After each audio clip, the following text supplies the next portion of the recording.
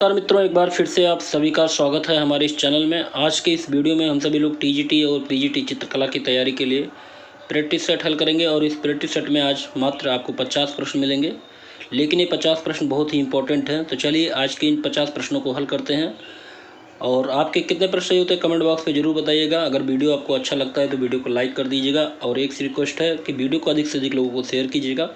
Channel पर तो चलिए पहला प्रश्न देखते हैं। कथन और कारण से संबंधित प्रश्न है। तो एक कथन दिया गया है, दूसरा कारण दिया गया है। तो इनमें आपको बताना है कथन और कारण क्या सही है क्या गलत है। कथन है जैमिनी राय चित्रकला की लोक शैली से प्रेरित थे। कारण है जैमिनी राय एक पारंपरिक चित्रकार थे। ऑप्शन है आपका ए सही है तथा आर गलत है, ए सही है आर भी सही है, ए गलत है आर सही है, ए गलत है तथा आर भी गलत है। तो देखिए यहाँ पे सही जवाब होगा ऑप्शन ए सही है तथा आर गलत है। तो जैमिनी राय चित्रकला की लोक शैली से प्रेरित थे क्योंकि ये पारंपरिक चित्रकार थे। जैमिनी राय का जन्म जो हुआ था 10 अप्रैल 1887 को पश्चिम बंगाल के वाकुड़ा में। ठीक है, तो चलिए और इनके कुछ महत्वपूर्ण चित्र को भी जान लेते हैं। संथाल स्त्रियाँ, भेंट, सीता और अग्नि परीक्षा, सीता की अग्नि परीक्षा, पुजारिन, रथ यात्रा, माँ व शिशु, तीन योद्धा, इनके महत्वपूर्ण चित्र हैं। और इनका निधन अगर बात करें तो 24 अप्रैल 1972 कलकत्ता में हुआ था। चलिए अगला प्रश्न देखते हैं, प्रश्न नंबर 2।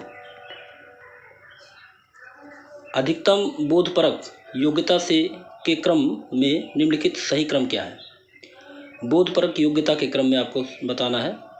पहला है आँख कान स्वाद गंध, दूसरा है गंध स्वाद आँख कान, तीसरा है कान गंध आँख स्वाद और चौथा है आँख कान गंध स्वाद।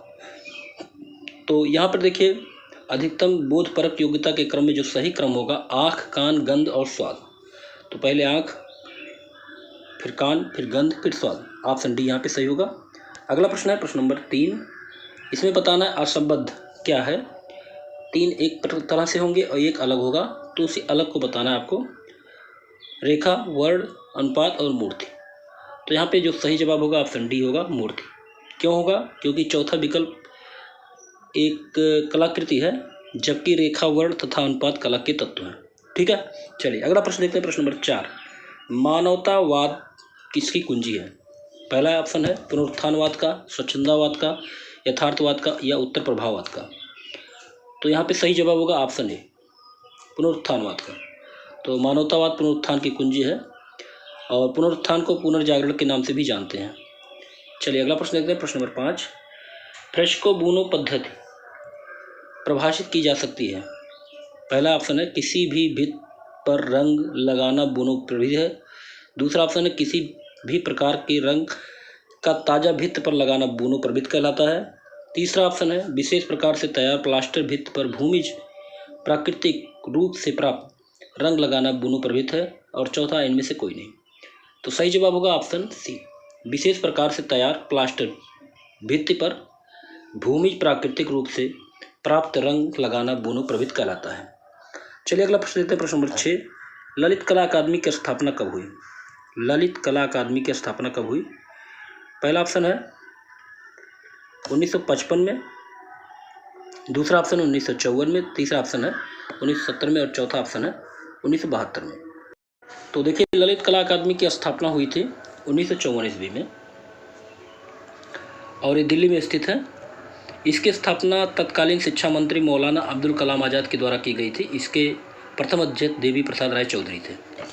चलिए अगला प्रश्न है, प्रश्न नंबर 7। त्रिनाली प्रदर्शनी का आयोजन का अंतराल वर्ष क्या है। 2, 4, 3, 9। तो सही जवाब होगा ऑप्शन सी 3 वर्ष। त्रिनाली प्रदर्शनी तीसरे वर्ष पर प्रदर्शित होने वाली एक प्रदर्शनी है और हर तीसरे वर्ष इसका आयोजन किया जाता है। अगला देखते हैं, सामान्य अखबार में एक कॉलम की चौड़ाई क्या होती है। 1.5 सेंटीमीटर, 4.5 सेंटीमीटर, 5.4 सेंटीमीटर या 5.6 सेंटीमीटर। ऑप्शन बी सही होगा 4.5 सेंटीमीटर। तो अखबार के डिजाइन में जो अखबार के एक कॉलम की चौड़ाई होती है 4.5 सेंटीमीटर होती है। चलिए अगला प्रश्न देखते हैं, प्रश्न नंबर 9। ऑस्कर पुरस्कार की शुरुआत किस वर्ष हुई? 1913, 1929, 1931 या 1940? तो यहाँ पे सही जवाब होगा ऑप्शन बी 1929।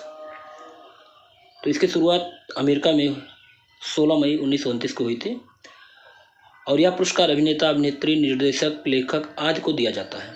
तो 1929 में 16 मई, याद कर लीजिएगा डेट भी, 16 मई को अमेरिका में हुई थी। अगला देखते हैं प्रश्न नंबर 10। प्रसिद्ध महाकाव्य कामायनी के लेखक कौन थे? गोपाल पाल नेपाली, आचार्य शिवपूजन सहाय, हरिवंश राय बच्चन या जयशंकर प्रसाद? तो सही जवाब ऑप्शन डी होगा जयशंकर प्रसाद। तो जयशंकर प्रसाद कामायनी इनका ही महाकाव्य है। अगला प्रश्न देखते हैं, पौराणिक रूप से प्रथम चित्रकार कौन है? ब्रह्मा, विष्णु, महेश, नारद? सही जवाब होगा यहाँ पे ऑप्शन ए ब्रह्मा को पौराणिक रूप से प्रथम चित्रकार माना जाता है। प्रश्न number 12, national gallery of modern art कहाँ पर स्थित है? पहला ऑप्शन है पणजी, दूसरा ऑप्शन नई दिल्ली, तीसरा ऑप्शन जोधपुर और जयपुर। तो यहाँ पे सही जवाब होगा ऑप्शन बी नई दिल्ली। तो national gallery of modern art नई दिल्ली में स्थित है। इसकी स्थापना 19 मार्च 1954 में हुई थी। 29 मार्च 1954 में हुई थी national gallery of modern art. चलिए अगला प्रश्न देखते हैं, प्रश्न नंबर 13। A4 कागज़ का वास्तविक माप क्या है? ये कई बार पूछा भी गया है एग्जाम में। A4 कागज़ का वास्तविक माप 210 गुणे 297 मिलीमीटर, 297 गुणे 420, 210 गुणे 287, 228 गुणे 287। सही जवाब ऑप्शन ए होगा 210 गुणे 297। अगला प्रश्न देखते हैं, कौन सी पत्रिका ललित कला अकादमी का प्रकाशन करती है? कौन सी पत्रिका ललित कला अकादमी का प्रकाशन करती है? पहला ऑप्शन है कैनवास, कला वार्ता, कला दीर्घा या समकालीन कला? तो सही जवाब होगा यहाँ पे ऑप्शन डी समकालीन कला।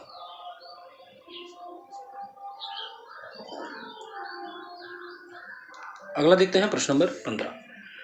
National gallery of modern art Jaipur house का किस वर्ष उद्घाटन किया गया? 1948, 1960, 1949 या 1954?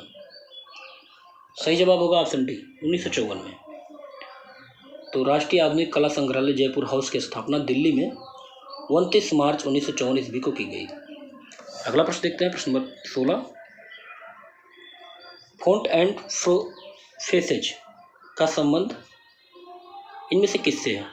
पहला ऑप्शन है प्रोटेट पेंटिंग, दूसरा ऑप्शन है ब्रांज कास्टिंग, तीसरा ऑप्शन है टाइपोग्राफी और चौथा ऑप्शन है सिरामिक ग्लेजिंग। सही जवाब होगा ऑप्शन सी टाइपोग्राफी।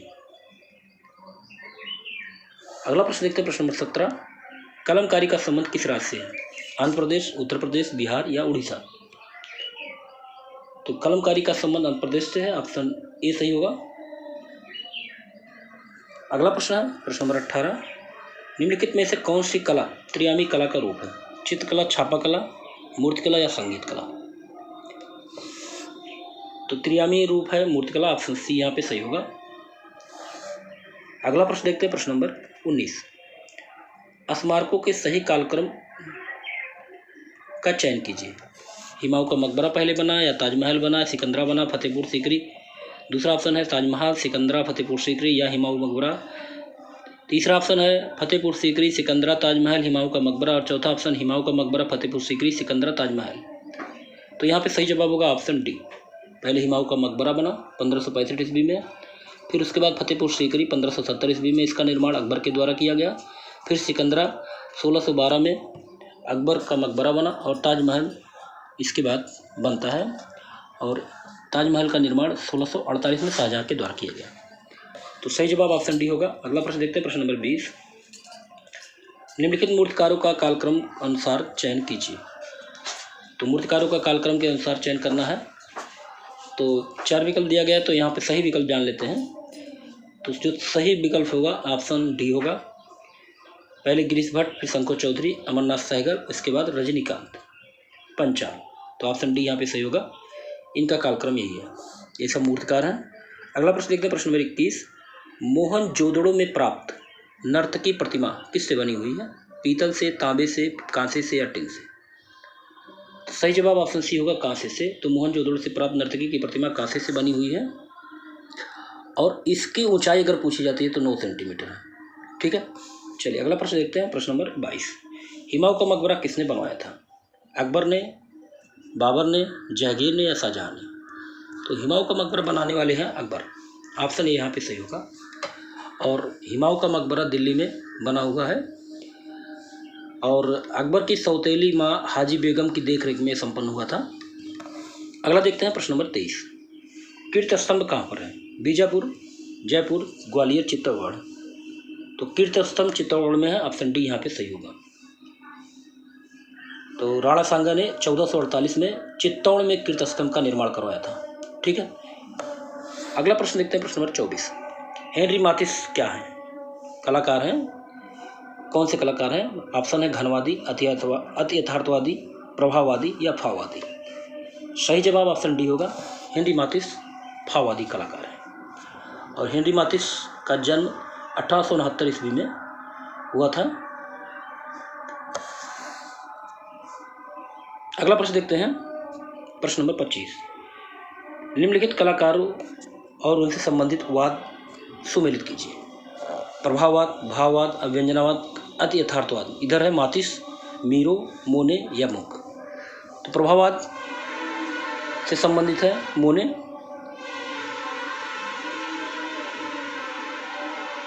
भाववाद से संबंधित है माथिस, अव्यंजनावाद से संबंधित है मुंक, अति यथार्थवाद से संबंधित है मीरो, जॉन मीरो। तो इस तरह से आप मिलान कर लीजिएगा। अगला प्रश्न हल करते हैं, प्रश्न नंबर 26। जियां जॉक रूसो के विचार ने सर्वाधिक किस आंदोलन को प्रभावित किया? पहला ऑप्शन है नियो क्लासिज्म, दूसरा ऑप्शन है रोमांटिज्म, तीसरा ऑप्शन है एलिज्म और चौथा ऑप्शन है इम्प्रेसिज्म। सही जवाब होगा ऑप्शन बी, रोमांटिज्म। अगला प्रश्न देखते हैं, प्रश्न नंबर 27। निम्नलिखित को सुमेलित कीजिए। एक तरफ चित्र दिया गया है और एक तरफ कलाकार दिया गया है। तो चलिए सुमेलित कर लेते हैं। एडवर्ड मोने का ओलंपिया है, एडवर्ड मोने का ओलंपिया चित्र है। जॉन ऑगस्ट का जो चित्र है द स्प्रिंग है। और पॉल सेजान का still life with onions. Edvard Munch का द स्प्रिंग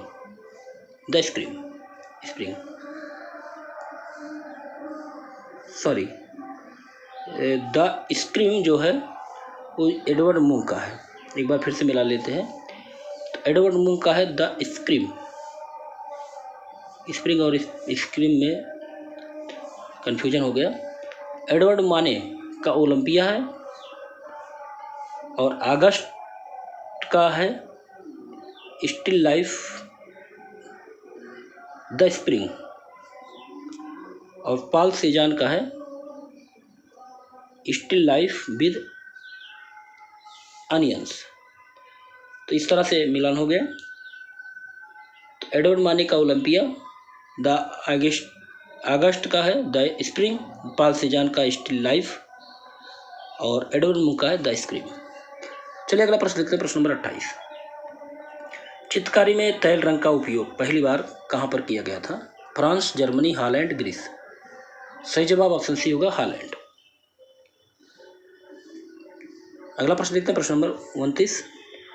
दर्शकों के सही कालक्रम अनुसार चयन करें। दार्शनिकों के सही कालक्रम अनुसार चयन करें। तो यहाँ पे सही जवाब जान लेते हैं। सही जवाब है ऑप्शन सी, सुकरात के बाद अरस्तु के बाद प्लेटोनिस और इसके बाद फ्रांस। तो ऑप्शन सी यहाँ पे सही होगा। अगला प्रश्न है, पिकासो की मृत्यु किस शताब्दी में हुई थी? 20वीं, 19वीं, 18वीं या 17वीं? तो सही जवाब होगा ऑप्शन ए, 20वीं शताब्दी में पिकासो की मृत्यु हुई थी। अगला प्रश्न देखते हैं, प्रश्न नंबर 31। इसमें से अति यथार्थवादी कलाकार कौन नहीं है? Salvador Dali, Max Ernst, Andre मास्ट्रो, जैक्सन पोलाक? सही जवाब होगा ऑप्शन डी, एक जैक्सन पोलाक। अगला प्रश्न देखते हैं, प्रश्न नंबर 32। इंग्लैंड के प्रसिद्ध प्रमुख भू दृश्य चित्रकार का नाम क्या है? Van Gogh, Constable, Giotto, Titian? सही जवाब होगा ऑप्शन बी, कांस्टेबल। अगला प्रश्न देखते हैं, प्रश्न नंबर 33। ऑप्टिकल मिक्सचर किस आंदोलन से संबंधित है? प्रभाववाद, यथार्थवाद, बिंदुवाद या प्रतीकवाद? सही जवाब होगा ऑप्शन ए, प्रभाववाद। अगला प्रश्न देखते हैं, प्रश्न नंबर 34। समुद्री जहाज की दुर्घटना पर बनी पेंटिंग मेदुसा का बेड़ा के कलाकार का नाम क्या था? जोरिकार्ट, एल ग्रेको, आंग्रे या गोया? सही जवाब होगा ऑप्शन ए, जोरिकार्ट। तो 1816 में मेदुसा का बेड़ा मेदुसा नामक युद्धपोत स्लेगल के पास क्षतिग्रस्त होने से यहाँ के यात्रियों को बेड़े से उतार दिया गया था, किंतु इनमें से बहुत से लोगों की मृत्यु हो गई थी। तो जोरिको इस दुर्घटना को लेकर एक चित्र बनाए थे, उसका नाम था मेदुसा का बेड़ा। अगला प्रश्न देखते हैं, प्रश्न नंबर 35। ओंदेलो रेंदो किस वाद से जुड़े हैं? प्रभाववाद, उत्तर प्रभाववाद, प्रतीकवाद या नेत्रीय कला? सही जवाब होगा ऑप्शन सी, प्रतीकवाद। अगला प्रश्न देखते हैं, प्रश्न नंबर 36। ब्लू राइडर नामक नव आंदोलन की पहल किस कलाकार ने की थी? पिकासो, सलाडो डाली, कांडिस्की, जान मीरो? सही जवाब होगा ऑप्शन सी, कांडिस्की। चलिए अगला प्रश्न देखते हैं, प्रश्न नंबर 37। फाववाद का सबसे प्रमुख चित्रकार कौन था? सेजा, पिकासो, गोया, मातिस? तो फाववाद कला आंदोलन का जन्म फ्रांस में हुआ था और हेनरी मातिस प्रमुख चित्रकार थे। ऑप्शन डी यहाँ पे सही होगा। अगला प्रश्न है, प्रश्न number 38। The adoration of Maggi किस यूरोपीय कलाकार द्वारा चित्रित है? पहला ऑप्शन है Leonardo da Vinci, मिरेल्लो, Albert Durer या गोया? सही जवाब होगा option A, Leonardo da Vinci. अगला प्रश्न देखते हैं, प्रश्न नंबर 39। विख्यात कलाकार गुस्ताव कुर्बे किस कलात्मक आंदोलन से संबंधित थे? पहला ऑप्शन है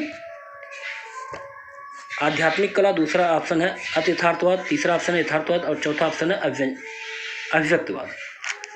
सही जवाब होगा ऑप्शन सी, यथार्थवाद। तो गुस्ताव कुर्बे यथार्थवाद कला आंदोलन से संबंधित है।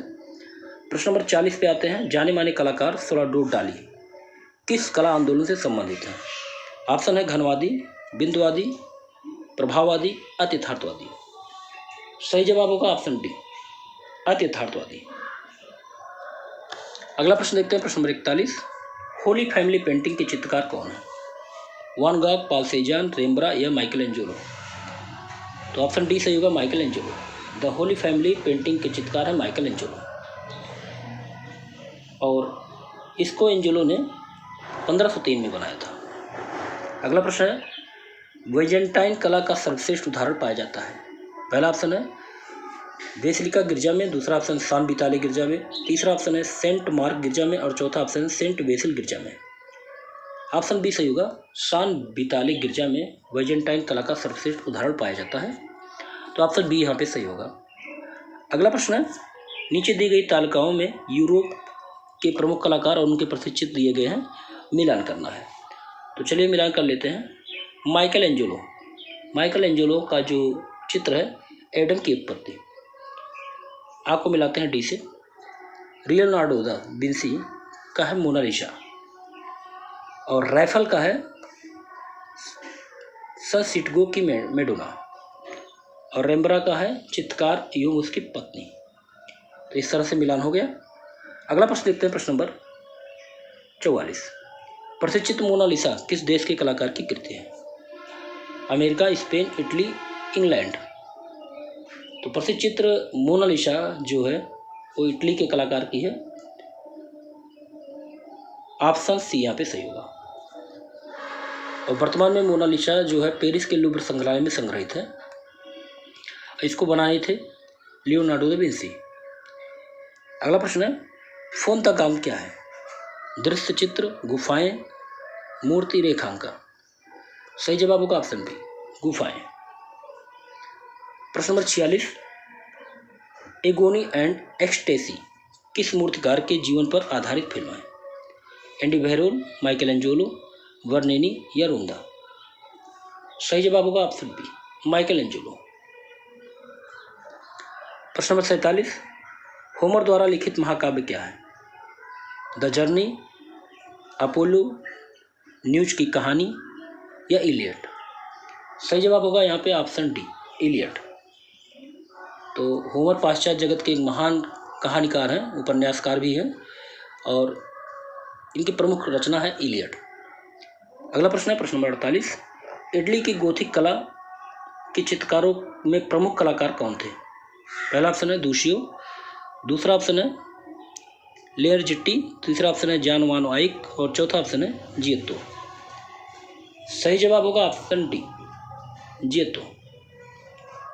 तो इटली की गोथिक कला के चित्रकार जियत्तो प्रमुख कलाकार के रूप में जाने जाते हैं। अगला प्रश्न है प्रश्न नंबर 49। प्रश्न नंबर 49 में पूछा गया है निम्नलिखित में से कौन लिथोग्राफ पेंटर के लिए प्रसिद्ध है?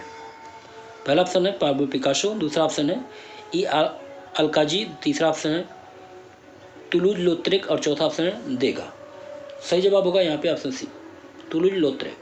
तो टुलूज लोत्रेक एक विशेष प्रकार के लिथोग्राफ पोस्टरों के निर्माण हेतु प्रसिद्ध हैं। अगला प्रश्न है प्रश्न नंबर 50, इस वीडियो का लास्ट प्रश्न है बिरसबो वाला कच्छ किस गुफा में स्थित है? ऑप्शन है 3 भाइयों की गुफा, न्यूगु गुफाएं, लास्को की गुफाएं, अल्तामिरा की गुफाएं। सही जवाब होगा यहाँ पे ऑप्शन सी, लास्को की गुफा। तो लास्को की गुफा, बिरसबो वाला कच्छ लास्को गुफा में स्थित है। लास्को की गुफा की खोज 1940 में हुई थी। याद कर लीजिएगा डेट, क्योंकि डेट पूछा जाता है। 1940 ईस्वी में लास्को गुफा की खोज हुई थी। तो यहाँ पे आपके 50 प्रश्न पूरे होते हैं। उम्मीद है आज का ये वीडियो आपको अच्छा लगा होगा। अगर वीडियो आपको अच्छा लगे तो वीडियो को लाइक कर दीजिए और शेयर कर दीजिए अधिक से लोगों को। अगले वीडियो में फिर मिलते हैं, तब तक के लिए नमस्कार।